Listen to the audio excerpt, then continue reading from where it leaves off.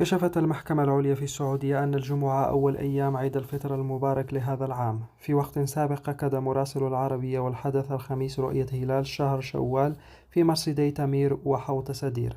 كانت المحكمة العليا دعت عموم المسلمين في جميع أنحاء السعودية إلى تحري رؤية هلال شهر شوال مساء اليوم الخميس 29 من شهر رمضان.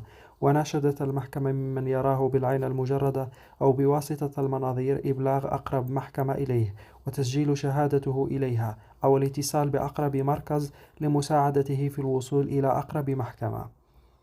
كما أعربت المحكمة العليا عن أملها ممن لديه القدرة على الثراء الاهتمام بهذا الأمر والانضمام إلى اللجان المشكلة في المناطق لهذا الغرض، واحتساب الأجر والثواب بالمشاركة لما فيه من التعاون على البر والتقوى والنفع لعموم المسلمين.